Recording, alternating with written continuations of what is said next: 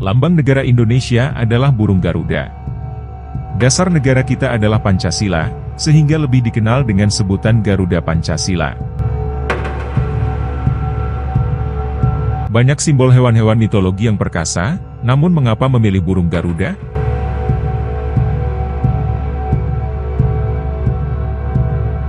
Tentunya, para pendiri negara Indonesia ini memiliki latar belakang dan alasan yang kuat sehingga memilih burung Garuda sebagai lambang negara. Dan, faktanya, untuk mengesahkan lambang dan dasar negara ini dibutuhkan proses yang panjang. Lalu, dari mana asal-usulnya sehingga burung Garuda menjadi lambang negara Indonesia? Untuk mengetahui sejarah dan asal-usul burung Garuda menjadi lambang negara Republik Indonesia, mari kita simak video berikut ini.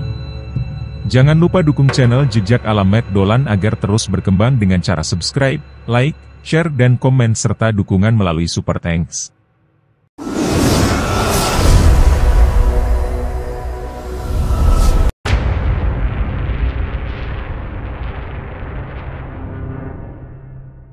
Pada akhir tahun 1944, posisi Jepang semakin terdesak karena Perang Pasifik, sementara rakyat Indonesia semakin gencar melakukan pemberontakan untuk menuntut kemerdekaan.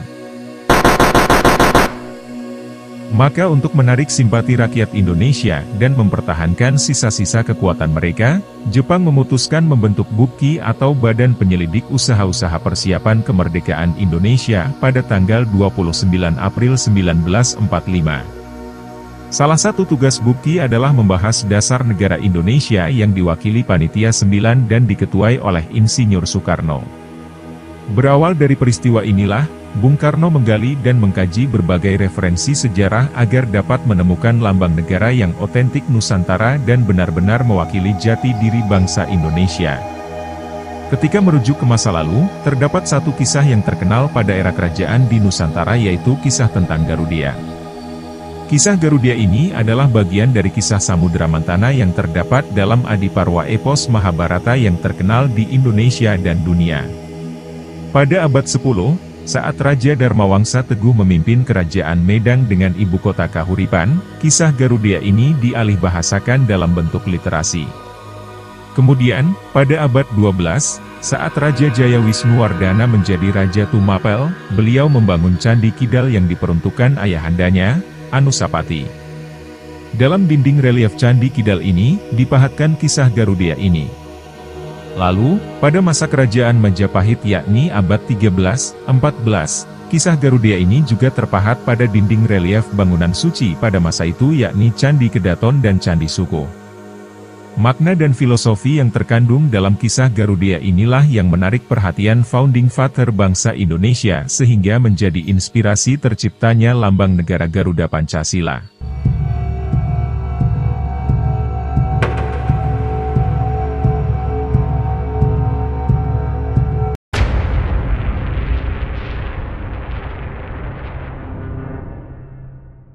Garudia adalah bagian kisah Samudra Mantana yang merupakan Adiparwa epos Mahabharata yang terkenal dalam dunia pewayangan.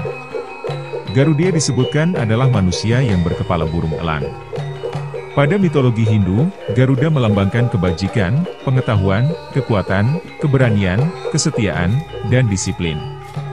Dalam perjalanan hidupnya, setelah menjadi kendaraan Dewa Wisnu, maka Garuda juga memiliki sifat seperti Wisnu yakni sebagai pemelihara dan penjaga tatanan alam semesta. Di Jawa Tengah relief Garudia ini dapat dilihat di sejumlah candi seperti Candi Prambanan, Candi Dieng, Candi Mendut dan Candi Pawon. Sedangkan di Jawa Timur terpahat pada dinding relief Candi Kedaton, Candi Sukuh dan Candi Kidal. Dari semua relief yang bercerita tentang Garudia, relief yang ada di Candi Kidal Malang, merupakan relief yang memiliki tampilan lebih 3 dimensi dan ceritanya paling lengkap dibandingkan dengan candi-candi lainnya. Terdapat 3 relief Garudia yang terletak pada bagian kaki Candi Kidal yang diletakkan pada sisi samping kanan, kiri, dan bagian belakang. Di mana, relief pertama menggambarkan Garudia menggendong 3 naga, relief kedua Garudia membawa kendi, sedangkan relief ketiga Garudia menggendong ibunya. Menurut juru kunci Candi Kidal, cara membaca relief Garudia di Candi Kidal ini harus dengan cara prasawiya. yaitu cara pembacaan relief dengan mengelilingi candi berlawanan dengan jarum jam. Latar belakang perkembangan kisah Garudaya ini, terkait dengan perkembangan pesat agama Hindu aliran Waisnawa atau Wisnu pada masa itu, terutama pada periode kerajaan Medang Kahuripan. Bahkan, Raja Airlangga, setelah meninggal diwujudkan dalam bentuk Dewa Wisnu pada Candi Belahan dan Jolotundo, serta dibuatkan patung Wisnu di atas Garuda seperti terlihat pada patung Garuda Wisnu Kencana.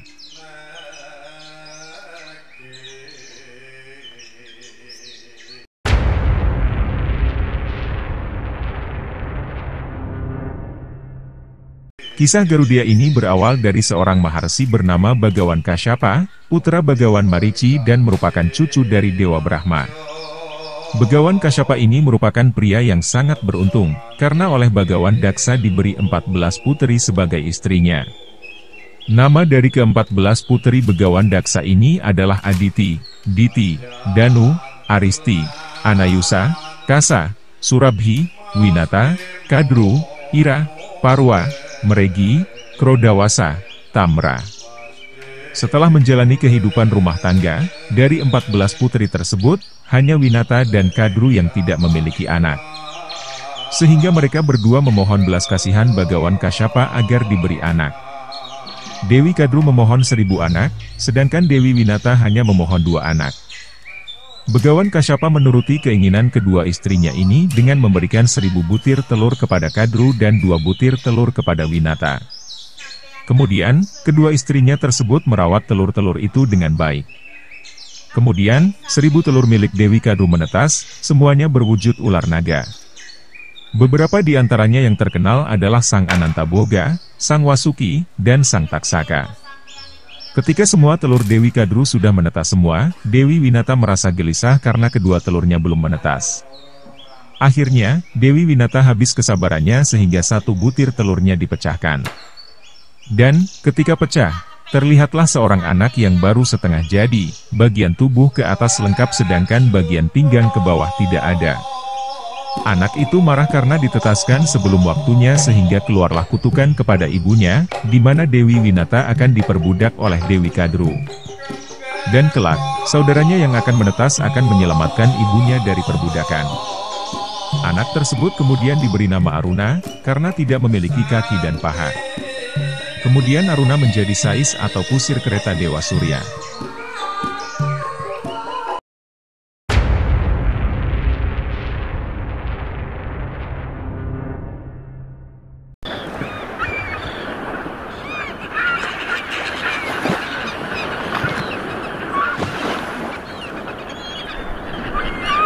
Awal nasib buruk yang menimpa Dewi Winata terjadi pada suatu hari saat Winata dan Kadru mendengar kabar tentang keberadaan seekor kuda bernama Ucai Srawa, hasil pemutaran Gunung Mandara atau Mandaragiri.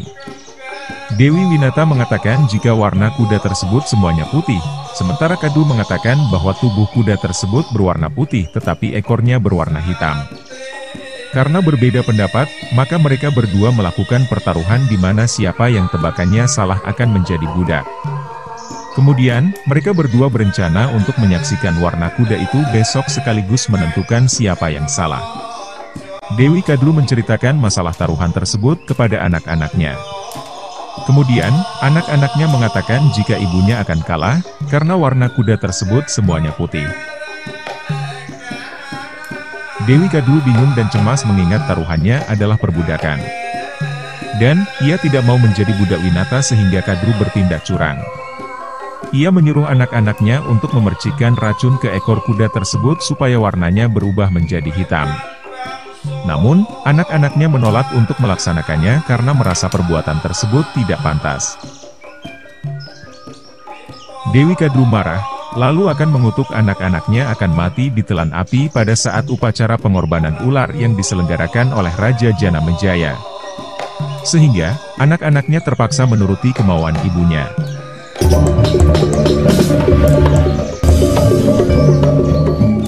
Mereka lalu memercikkan bisa ular ke ekor kuda Ucai Srawa sehingga warnanya yang putih berubah menjadi hitam.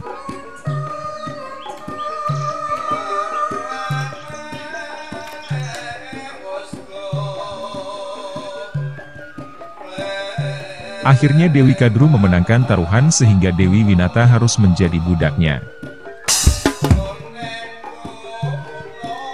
Selanjutnya, untuk mengetahui kisah perjuangan Garudia ini, mari kita simak berdasarkan 3 relief Garudia yang dipahatkan pada masing-masing kaki Candi Kidal dalam bentuk inti cerita yang mewakili 3 fase berikut ini.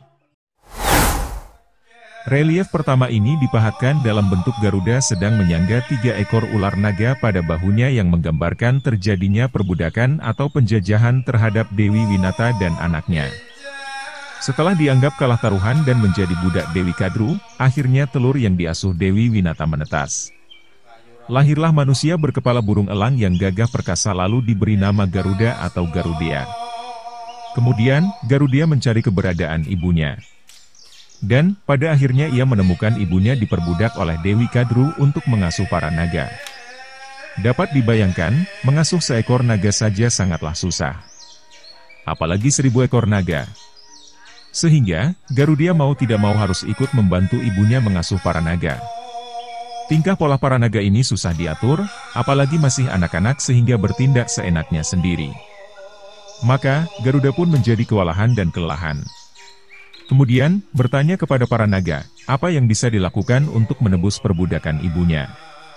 Para naga menjawab, kalau sang Garuda mampu membawa Tirta Amerta ke hadapan para naga, maka ibunya akan dibebaskan. Sang Garuda menyanggupi permohonan tersebut.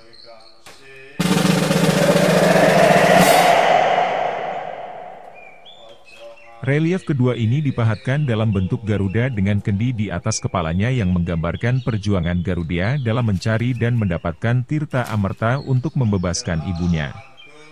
Garudia mengetahui apabila penjaga Tirta Amerta adalah Dewa Wisnu, maka ia pergi ke Kahyangan Ariloka, istana Batara Wisnu dengan tujuan meminta izin untuk mendapatkan Tirta Amerta.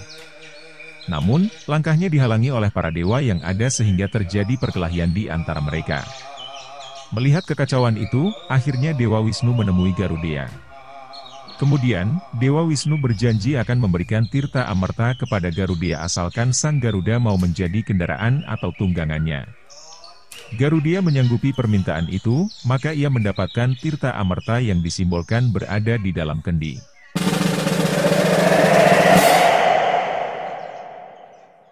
Relief ketiga ini dipahatkan dalam bentuk Garuda menggendong seorang wanita, yaitu ibunya, Dewi Winata, yang menggambarkan fase kemerdekaan di mana ibunya telah terbebas dari perbudakan Dewi Kadru dan anak-anaknya.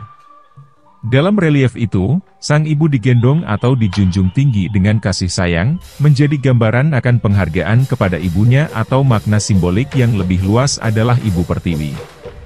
Pada intinya, kisah Garudia ini adalah dharma bakti anak terhadap ibunya.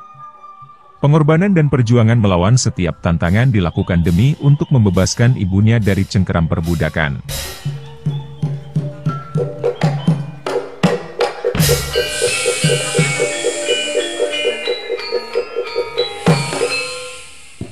Kisah Garudia ini memberikan pesan moral tentang bakti seorang anak terhadap ibu.